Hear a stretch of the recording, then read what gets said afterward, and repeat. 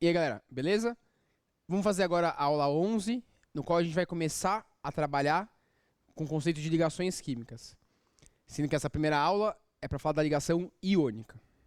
Mas antes de a gente falar da ligação iônica propriamente dita, deixa eu te fazer uma pergunta. O que você acha que é mais comum a gente encontrar na natureza? Átomos isolados ou átomos ligados, conectados com outros átomos? Por exemplo, se a gente for buscar um átomo de oxigênio na natureza, como é que a gente vai encontrar ele? Geralmente, conectado, ligado a outro átomo. Ó, eu posso encontrar o átomo de oxigênio ligado a outro átomo de oxigênio, formando o gás oxigênio. Posso encontrar o átomo de oxigênio ligado ao carbono, formando o monóxido de carbono, ou ainda o gás carbônico. Posso encontrar o oxigênio ligado ao hidrogênio, formando água. Ou ainda posso encontrar outros átomos. Posso encontrar o Na ligado ao Cl, formando cloreto de sódio, e assim vai. Os únicos átomos que a gente geralmente encontra isolados, na forma monoatômica, sozinhos, são os chamados gases nobres, que são hélio, neônio, argônio, criptônio, xenônio, radônio.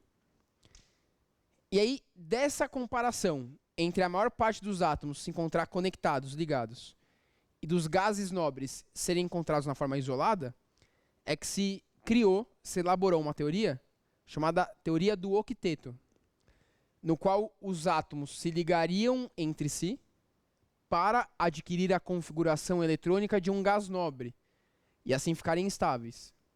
Desse modo, o hidrogênio se ligaria aos outros átomos para ficar com 2 elétrons na camada de valência, seguindo a configuração do hélio, e os demais átomos, a princípio, se ligariam entre si para adquirir a configuração eletrônica dos outros gases nobres e ficarem com 8 elétrons na camada de valência. Hoje, galera, a gente sabe que a teoria do octeto, que muitas vezes é trabalhada como regra do octeto, ela é mais uma norteadora das ligações do que uma regra fixa. Inclusive, nas próximas aulas, a gente vai trabalhar com exceções a essa regra do octeto. Mas, por enquanto, vamos usar ela como uma norteadora. Então, para a gente, por enquanto, os átomos se ligam entre si para ficarem estáveis iguais aos gases nobres, para adquirir uma configuração eletrônica de um gás nobre. Então, de uma maneira geral, o que rege uma ligação química, né? Ó, uma ligação química, ela ocorre para os átomos adquirirem maior estabilidade. Adquirir maior estabilidade significa adquirir a configuração eletrônica de um gás nobre, que no caso do hidrogênio significa ter 2 elétrons na última camada, seguindo o hélio, mas para os demais átomos, em geral, isso significa 8 elétrons na camada de valência. Isso muitas vezes é conhecida como regra do octeto. Mas não bitola, né? A gente vai usar isso aqui como um norteador. Então, ó, ligação química ocorre para os átomos adquirirem maior estabilidade. Adquirir maior estabilidade significa obter a configuração eletrônica semelhante a um gás nobre. Em geral, isso significa ter 8 elétrons na camada de valência, que é o que a gente chama de regra do octeto. Só que hoje a gente vai estudar um tipo de ligação específica, que é a chamada ligação iônica. Olha o nome, ligação iônica. Olha o nome de novo, ligação iônica. Mais uma vez, ó, ligação iônica. Como você deve ter percebido, a ligação iônica, ela é uma ligação que ocorre entre íons. E aí, como que ocorre a ligação iônica, né? A ligação iônica, ela é uma atração eletrostática, é uma atração de natureza elétrica entre um cátion e um ânion. Então, o cátion é um íon positivo e o ânion é um íon negativo. A ligação iônica é simplesmente uma atração eletrostática entre um cátion e um ânion. Quando que ocorre a ligação iônica? Geralmente, quando a gente tem um metal que vai se ligar a um ametal. Ah, professor, beleza. Mas como que eu vou saber se o átomo é um metal ou um ametal? Ou você lembra daquelas principais famílias que a gente discutiu na aula de tabela periódica, ou você faz a distribuição eletrônica. Quando você faz a distribuição eletrônica, se o átomo tiver 1, 2 ou 3 elétrons na camada de valência, na última camada, ele vai ser um metal. Se o átomo tiver 5, 6 ou 7 elétrons na camada de valência, ele vai ser um ametal. Ah, professor, e quem tem 4 elétrons? Quem tem 4 elétrons, em geral, não vai fazer ligação iônica, vai fazer ligação covalente. Aí na próxima aula eu te conto. Como que a ligação iônica vai ocorrer? A ligação iônica, ela ocorre por meio de uma transferência de elétrons do metal para o ametal. Então, o metal que tem poucos elétrons na camada de valência, ele vai transferir os elétrons para o ametal, que já tem bastante elétron na camada de valência. Na hora que o metal perde elétron, ele vai dar origem ao íon positivo, que é o chamado cátion. Na hora que o ametal recebe elétron, ele vai dar origem ao íon negativo, que a gente chama de ânion. E aí a ligação iônica, ela vai decorrer da atração eletrostática, da atração de natureza elétrica entre um cátion e um ânion. Isso vai formar, galera, o que a gente chama de composto iônico, que vai ser um aglomerado de cátions e ânions, um aglomerado de bolinhas negativas e positivas. Esse aqui é o chamado, ó, composto iônico. E o composto iônico, ele é conhecido também por fórmula iônica. Composto iônico ou fórmula iônica. E aí vai uma ressalva importante, galera, que cai bastante na FUVEST, principalmente. Composto iônico não pode ser chamado de molécula. Para a gente chamar uma estrutura de molécula, o tipo de ligação entre os átomos tem que ser ligação covalente, que é o que a gente vai ver na próxima aula. Composto iônico, que é um aglomerado de cátions e ânions, a gente chama de composto iônico ou fórmula iônica, certo? Alguns exemplos de compostos iônicos, e daqui a pouco a gente vai aprender a montar eles, né? Exemplos, galera, ó. Cloreto de sódio, NaCl, que é o principal componente do sal de cozinha. Cloreto de sódio, Na+, Cl-. Cal virgem, que é utilizado na correção da acidez do solo, CaO. A gente vai ver que a carga é Ca2+, O2-. Fluoreto de magnésio, MgF2. O magnésio tem carga 2+, o flúor tem carga -1. Percebe, moçada? Ó, +1, -1, +2, -2, 2 vezes -1, -2, mais 2, 0. Uma regra do composto iônico é que sempre o total de cargas positivas vai contrabalancear o total de cargas negativas. Ou seja, o composto iônico, ele é eletricamente neutro. Sempre o número de cargas positivas vai ser igual ao número de cargas negativas. Essa é uma regra importante. Agora, antes da gente aprender a montar os compostos iônicos, o que mais cai no vestibular até são as características gerais dos compostos iônicos. Então põe aí, moçada. Características gerais dos compostos iônicos. E aí, quais são essas características, né? Quando você pega o sal de cozinha e você joga ele na panela, ele não vai derreter. Você pode aquecer ele que ele não derrete. É diferente do açúcar, que quando a gente joga na panela, ele vira aquela calda de caramelo que a gente usa para colocar no pudim de leite. Então, os compostos iônicos, eles são encontrados no estado sólido à temperatura ambiente. Então, uma característica é que eles apresentam alta temperatura de fusão e alta temperatura de ebulição. Para você derreter o sal de cozinha, você tem que aquecer ele até cerca de 830 graus Celsius, que o fogão de casa não atinge, percebe? Por isso, eles são sólidos a 25 graus Celsius. Então, eles formam um retículo cristalino iônico. Um retículo cristalino iônico quer dizer que eles formam um sistema organizado de cátions e ânions. Então é assim, ó.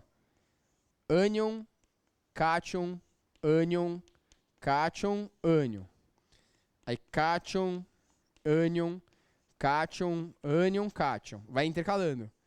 Ânion, cátion, ânion, cátion, ânion. E aí você imagina isso aqui se propagando no espaço tridimensional. Ou seja, pode perceber que o composto iônico ele não pode ser chamado de molécula, porque ele é um aglomerado de bolinhas positivas e negativas. Então, quando a gente fala que a fórmula do cloreto de sódio é NaCl, isso não significa que tenha somente um átomo de sódio e um átomo de cloro. Não é isso. Quer dizer que o cátion sódio e o cátion cloro eles estão na mesma proporção. Então, se tiver 100 bolinhas positivas, vai ter 100 bolinhas negativas. Por isso que não é uma molécula, percebe? Ele indica uma proporção. A mesma coisa na cal virgem. Se tiver 100 bolinhas positivas com carga mais 2, vai ter 100 bolinhas negativas com carga menos 2. Agora, no caso do fluoreto de magnésio, a proporção é de 1 para 2. Ou seja, para cada bolinha 2 mais do magnésio, são precisas 2 bolinhas, 2 íons negativos, para contrabalancear a carga. Então, se tiver 100 magnésios, vai ter 200 flúors. Proporção de 1 para 2. Essa que é a ideia. Nem sempre um composto iônico ele é solúvel em água. Mas o melhor solvente é água. Ou seja, se for solúvel em alguma coisa, vai ser em água. E aí uma parada que vocês viram na primeira aula do curso, provavelmente com o professor Robson, que é a condutibilidade elétrica. O composto iônico, ele pode conduzir eletricidade em duas situações. Quando ele está fundido, quando ele está no estado líquido, ou quando ele está dissolvido em água. Ou seja, aquoso, né? No estado sólido, o composto iônico não conduz, porque os íons eles ficam rígidos no retículo cristalino. Para que o composto iônico possa conduzir, ele deve apresentar o que a gente chama de mobilidade iônica, de íons livres. Então, por exemplo, se a gente pega o NaCl sólido e a gente aquece o NaCl até cerca de 830 graus Celsius, ele vai separar em Na mais líquido mais Cl menos líquido. Percebe que colocar líquido aqui não significa que tem água. Significa que estão no estado líquido. É uma pasta, uma massa de NaCl fundida, que conduz corrente elétrica, porque esses íons eles passam a ter mobilidade.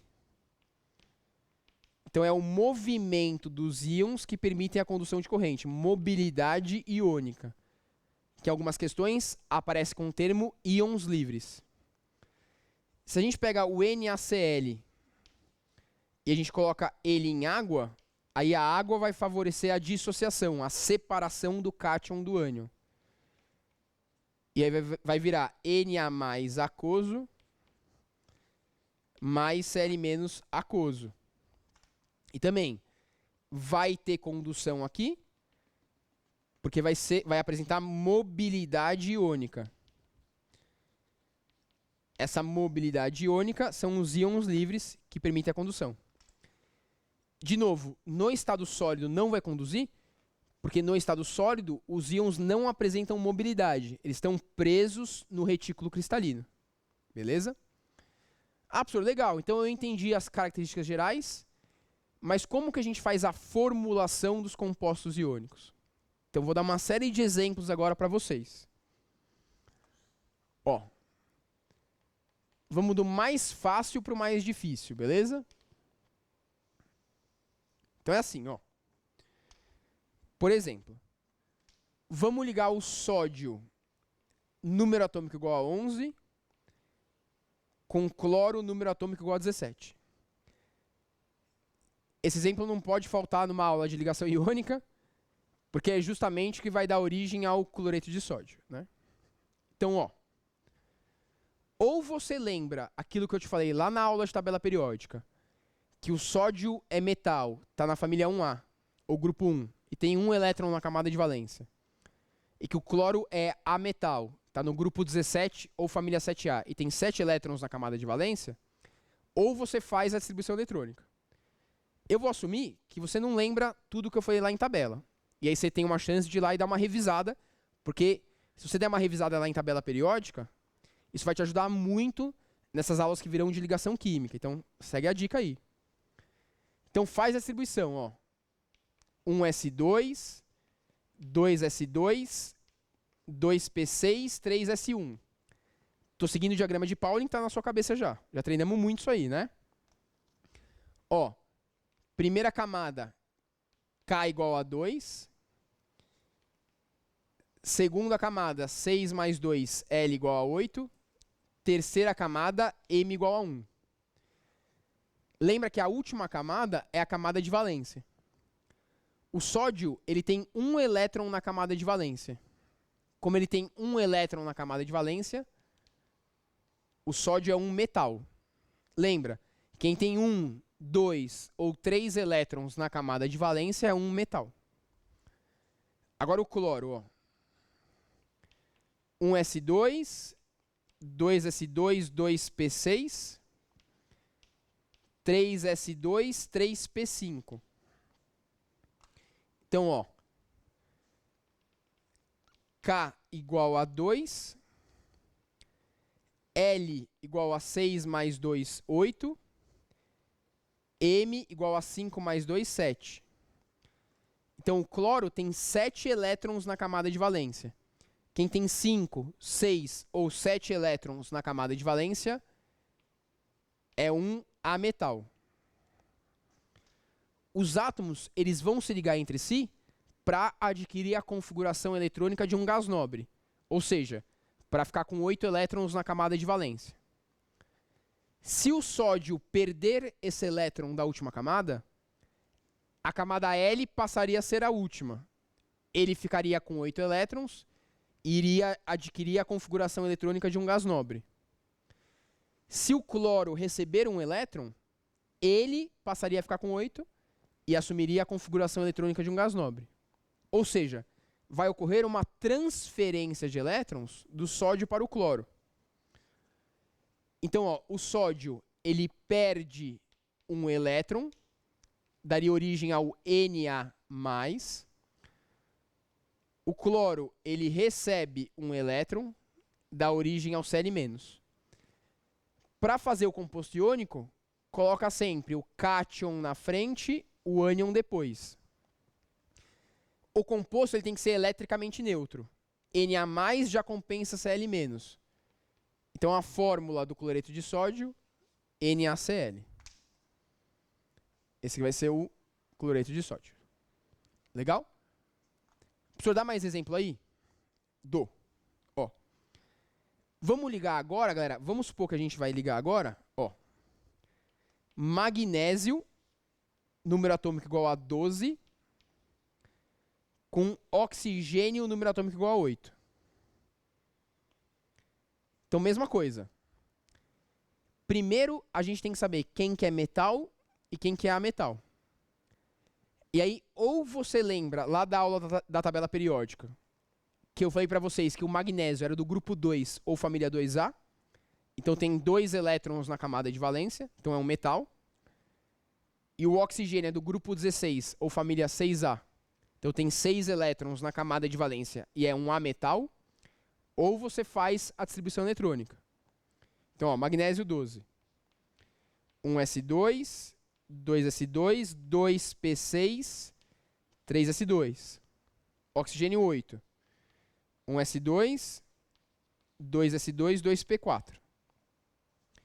Olha lá. Magnésio. K igual a 2. L igual a 8, M igual a 2. Então, o magnésio ele tem 2 elétrons na última camada, 2 elétrons na camada de valência. Quem tem 1, 2 ou 3 elétrons na camada de valência é um metal. Agora o oxigênio, ó, camada K igual a 2, camada L, 4 mais 2 igual a 6.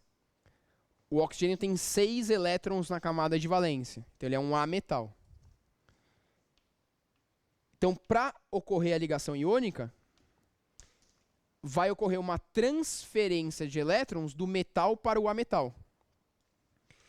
Se o magnésio perder esses 2 elétrons da camada de valência, ele passa a ficar com 8, ficaria estável. E se o oxigênio receber mais 2 elétrons, ele passaria a ficar com 8, atingiria a regra do octeto e ficaria estável também.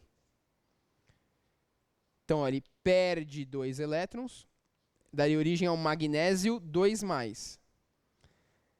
Aqui, ele recebe 2 elétrons, e aí, ao receber 2 elétrons, daria origem ao oxigênio 2-. Para fazer a fórmula do composto iônico, coloca o cátion na frente, o ânion depois. Como o total de cargas positivas ele já compensa o total de cargas negativas, então esse composto é eletricamente neutro. Então não precisa fazer mais nada, MgO. Beleza? Vou continuar lá no outro canto, moçada. Vamos lá. Ó. Dá mais alguns exemplos aí para vocês, né? Vamos supor, galera, que a gente vai ligar agora alumínio, número atômico igual a 13, com oxigênio, número atômico igual a 8.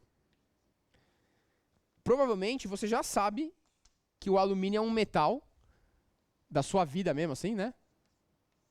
E que o oxigênio é um ametal, porque eu acabei de falar, certo? Legal. Vou apagar aqui, moçada, para ficar com mais espaço, tá? Qualquer coisa, dá um pause aí, né? E aí você vai copiando. Só que faz a distribuição, ó. 1s2, 2s2, 2p6, 3s2, 3p1. Então, todo mundo que é 1 é camada K, K igual a 2. Todo mundo que é 2 é camada L, 6 mais 2 igual a 8.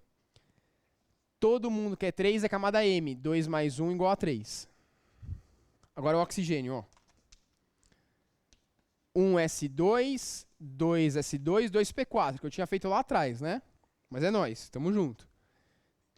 Então, ó, K igual a 2, L igual a 6. Então, moçada, o alumínio teria que perder 3 elétrons para adquirir o octeto. E o oxigênio tem que receber 2. Então, ó. O alumínio perde 3. E o oxigênio recebe 2. Então, ficaria alumínio 3+, e oxigênio 2-. Só que na hora que a gente vai fazer o composto iônico, coloca sempre o cátion na frente, o ânion depois. Só que se a gente combinar nessa proporção, um átomo de alumínio com um átomo de oxigênio, pode ver que não fica eletricamente neutro. Ou seja, a proporção da ligação não pode ser 1:1. Para a gente não ter que ficar pensando muito qual seria a proporção, tem uma estratégia. Que é você cruzar as cargas sem levar em consideração o sinal. Se a gente utilizar 2 alumínios, 2 vezes mais 3, mais 6. 3 vezes menos 2, menos 6. E aí o composto fica eletricamente neutro. Então, a combinação aqui vai ser na proporção de Al2, O3. Então, a gente tem que combinar 2 átomos de alumínio com 3 de oxigênio para o composto iônico ficar eletricamente neutro. Mais um exemplo, ó. Vamos pensar em elementos genéricos. Vamos pensar que eu tenho um elemento X,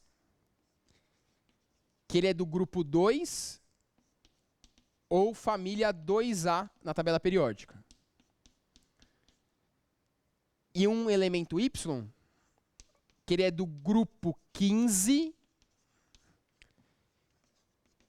ou família 5A na tabela periódica. Saca só. Se o elemento X é do grupo 2 ou família 2A, você já sabe que ele é um metal e que ele tem 2 elétrons na camada de valência. Se o elemento é do grupo 15 ou família 5A, você já sabe que ele é um ametal e que ele tem 5 elétrons na camada de valência. Então vamos pensar, o metal, como a gente viu, ele sempre vai perder todos os elétrons da camada de valência. Então aqui, ele perderia 2 elétrons e daria origem ao X 2+. Como esse cara tem 5 elétrons na camada de valência, para completar o octeto tem que receber 3. Então ele recebe 3 elétrons e daria origem ao Y 3-. Para formar o composto iônico, você coloca o cátion na frente, o ânion depois.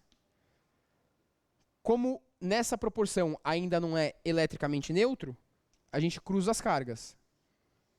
Jogo 3 para cá, jogo 2 para cá. Então o composto iônico aqui seria X3, Y2. Essa seria a proporção, né? Ah, professor, legal, beleza, entendi. Então, aqui a gente tem um panorama, né, dos compostos iônicos, de como formar os compostos iônicos. Vamos treinar agora os exercícios, galera? Então, qual que é a minha recomendação? Dá um pause aí no vídeo, faz os exercícios aí da apostila de sala, tenta fazer uns 10, 12 minutos, e aí você dá um play, porque eu vou corrigir eles aqui, beleza? Vamos lá.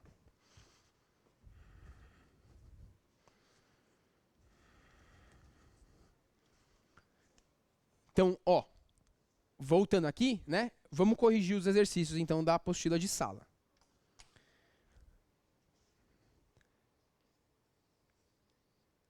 Exercício 1, galera. UFRGS. Os elementos X, Y e Z apresentam as seguintes configurações eletrônicas. Então, X, ó, 1s2, 2s2, 2p6, 3s1. Y, 1s2, 2s2, 2p6, 3s2, 3p5. E o Z, 1s2, 2s2, 2p6. Só que aí, meu, você já se manca, já fica esperto. Ó, esse cara que eu estou representando aqui, ele é o sódio, né? Que eu fiz aqui, ó. Percebe? Você já sabe que é um metal, né? É o mesmo carinho. Você tem que ser ligeiro no movimento. E o de baixo é o cloro. Ah, professor, você não fez isso aqui na lousa. É, não fiz, mas você sabe que ele tem 6 mais 2, 8 elétrons na camada de valência. Você sabe que ele é um gás nobre. Então, a princípio, ele não vai participar de ligação. Então, ó, sem ler as alternativas ainda, o que a gente sabe? Que X e Y fariam ligação iônica entre si e que o Z, a princípio, não participaria da ligação. Se você ler as alternativas, isso de cara vai dar a alternativa A. Então, X e Y formam ligação iônica. Aí você fala assim, ah, professor, mas eu ia acertar esse exercício de qualquer jeito, porque está na aula de ligação iônica. Beleza. Mas a ideia é você aprender a reconhecer um exercício, porque lá na aula de ligação covalente, a gente vai ter uma estratégia semelhante também. Então você tem que reconhecer o tipo de elemento metal, ametal, gás nobre, pela configuração eletrônica, utilizando o diagrama de Pauli. Agora, 2. Vamos ver o que ele fala no exercício 2, ó. Lê comigo aí. Atente ao seguinte trecho da canção Quanta, de Gilberto Gil. Fragmento infinitésimo, quase apenas mental. Quantum granulado no mel, quantum ondulado do sal, mel de urânio, sal de rádio, qualquer coisa ideal. Peço desculpa aí porque eu não tenho, né, nenhuma poesia na fala. Considerando o trecho acima, assinale a afirmativa verdadeira. A fórmula química do composto formado entre urânio e rádio é Hal. Não, né? Ó.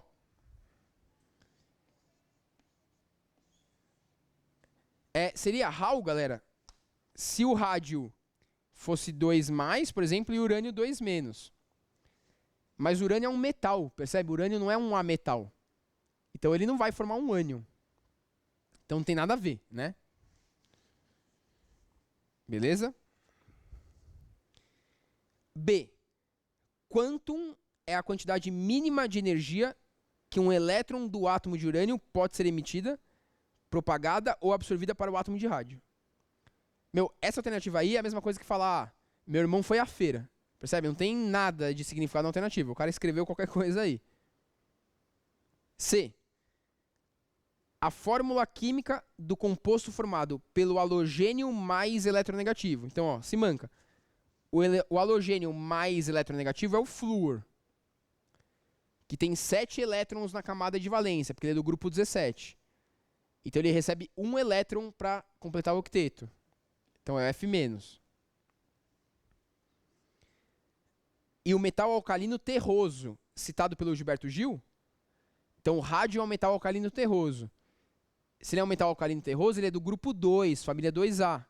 Então ele tem 2 elétrons na camada de valência. Ele perderia esses 2 elétrons. Então formaria rádio 2+. Então aqui -1, 2+. Na hora que você cruza as cargas, RAF2. Certo? Então, aqui a C está certa, né? Na D, ele fala assim, o elemento químico urânio é um metal de transição da família dos lantanídeos. Pode procurar lá na tabela nos lantanídeos, que eu te ensinei lá na aula de tabela periódica. O urânio não está lá, né? Agora, essa 3 da PUC, moçada, essa 3 é uma questão capciosa. Pela leitura, quer ver? Vamos ver. Baterias são dispositivos capazes de transformar energia química em energia elétrica por meio de reações eletroquímicas. Atualmente, com o avanço na produção e consumo de equipamentos portáteis, um dos grandes desafios é fazer com que as baterias consigam acompanhar as novas tecnologias, tornando-se cada vez menores e apresentando um tempo maior de duração de descarga, além de aumentar também o número de ciclos de utilização. Nesse panorama, as baterias de íon lítio, o lítio é um metal da família 1A, tem 1 elétron na camada de valência, então seria lítio mais, representam o que temos de mais moderno, pois conseguem combinar alta performance com baixo peso.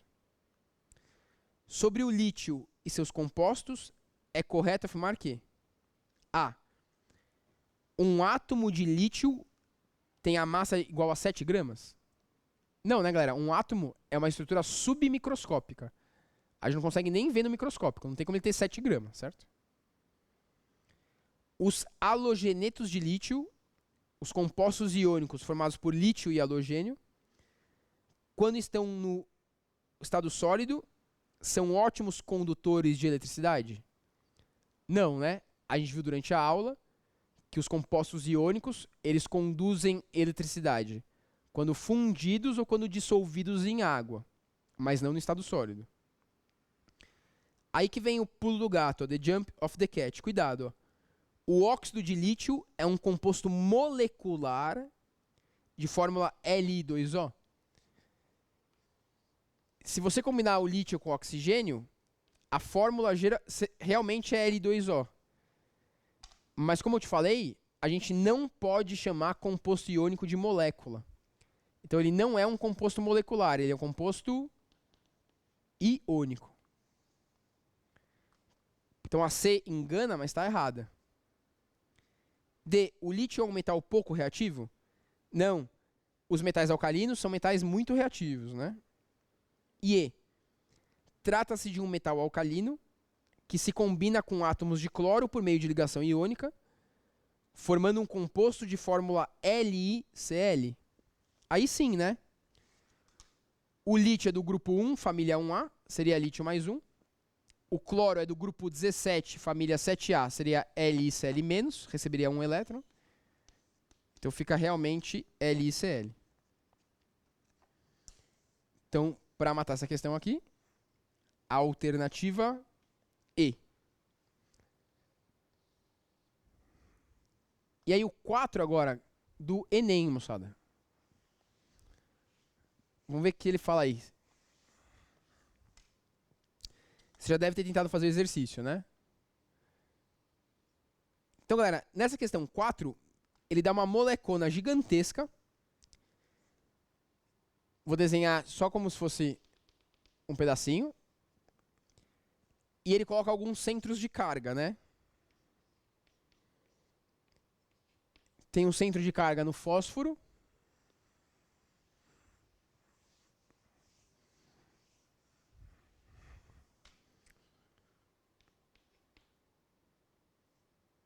Aí aqui tem hidrogênio. Tem um centro de carga no nitrogênio. Tem no outro oxigênio aqui. E assim vai, né? Aqui a molécula continua. Eu queria destacar que tem duas cargas negativas e uma carga positiva. Estou olhando para essa região localizada da molécula, da estrutura, porque já falando de um composto iônico, né? Da possibilidade de formação de um composto iônico. Não seria molécula, né? Quando ele se combinar com um outro contraíon, formando um composto iônico. Com base nas informações do texto, a natureza da interação da fosfatildilcerina com o cálcio livre é do tipo... Ele até deu o número atômico do cálcio para a gente fazer a distribuição. Mas lembra, galera, que o cálcio ele é do grupo 2 ou família 2A. Como o cálcio é do grupo 2 ou família 2A, ele tem 2 elétrons na camada de valência. Então ele dá origem ao cálcio 2+. Então percebe, ó, o cálcio 2+, ele pode contrabalancear essas cargas negativas. E aí o tipo de interação aqui só pode ser interação do tipo iônica, né? E aí o composto formado seria um composto iônico. Vamos ver o que ele fala. Alternativa A. Interação iônica somente com um grupo aniônico fosfato, já que o cálcio livre é um cátion monovalente. Não, ó, o cálcio livre é um cátion bivalente. Interação iônica com cátion amônio. Não, aqui é positivo com positivo. A alternativa B está errada porque não vai interagir aqui. Aqui iria ter repulsão. C. Iônica com os grupos aniônicos fosfato e carboxila. Porque o cálcio, em sua forma livre, é um cátion divalente. Perfeito. Então, 4, alternativa C. A alternativa D e E não pode ser, porque diz que a interação é do tipo covalente, né? Então, o cálcio, que ele é 2+, ele pode sofrer atração tanto pelo grupo fosfato, que é esse grupo referente ao fósforo, quanto ao grupo carboxila, que é esse grupo referente ao carbono. Então, galera, espero que tenha te ajudado aí nessa aula de ligação iônica. Caiu aqui. Manda ver lá na tarefa. E a gente se vê na próxima aula. Valeu!